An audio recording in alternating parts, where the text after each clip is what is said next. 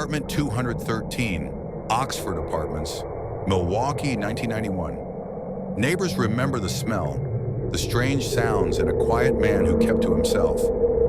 Behind this door lived one of America's most chilling killers, Jeffrey Dahmer. This isn't just the story of what he did, but why. A journey into the mind of a predator to understand how isolation, desire, and control created a man who blurred the line between human and monster. Jeffrey grew up in a quiet town in Ohio. His father, a chemist, often away. His mother, trapped in her own world of anxiety and pills. As a boy, Dahmer was fascinated by dead animals. He collected bones, studied roadkill, searching for what lay beneath the skin. To most, it was curiosity. To psychologists, it was the first whisper of disconnection. He was shy, distant, but intelligent. Teachers saw no violence, only silence. But deep down, loneliness was breeding something darker. Dahmer learned early that control could replace connection.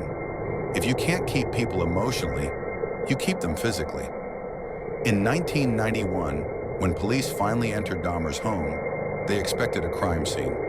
They found a world built for one purpose: control.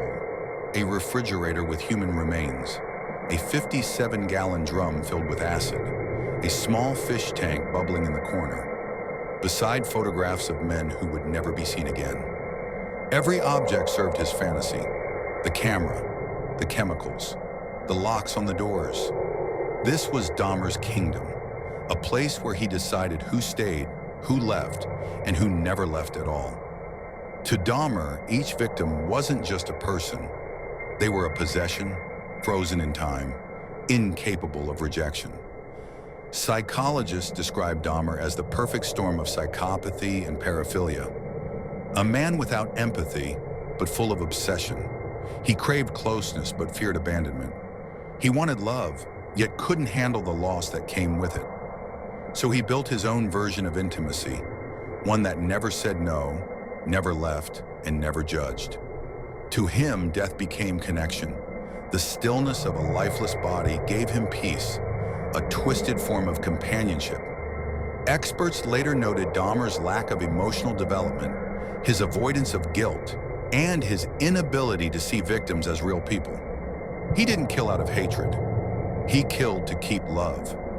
Inside that apartment, Dahmer wasn't just ending lives. He was fighting his own emptiness. July 22nd, 1991. One man escaped, Tracy Edwards, running through the streets, handcuffed, terrified. When police followed him back to apartment 213, they expected a misunderstanding. Then they opened the refrigerator. Inside, a human head. On the counter, photographs, bones, and tools. The officers stepped back, realizing they had walked into something no training could prepare them for. It was the end of Dahmer's control, and the beginning of the world's obsession with understanding why. In court, Dahmer spoke calmly. No rage, no drama. He admitted everything. He said he was driven by feelings he didn't understand, a need to possess. Experts debated, was he insane or fully aware? The answer lies in how methodical he was. The planning, the concealment, the remorse that came only after capture. He was a man trapped between desire and disgust, a predator who hated what he became, but couldn't stop. Inside apartment 213, every wall whispered the same truth.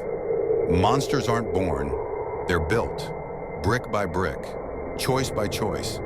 Jeffrey Dahmer's story isn't just about horror, it's about loneliness, obsession, and the terrifying lengths a human mind will go to feel something.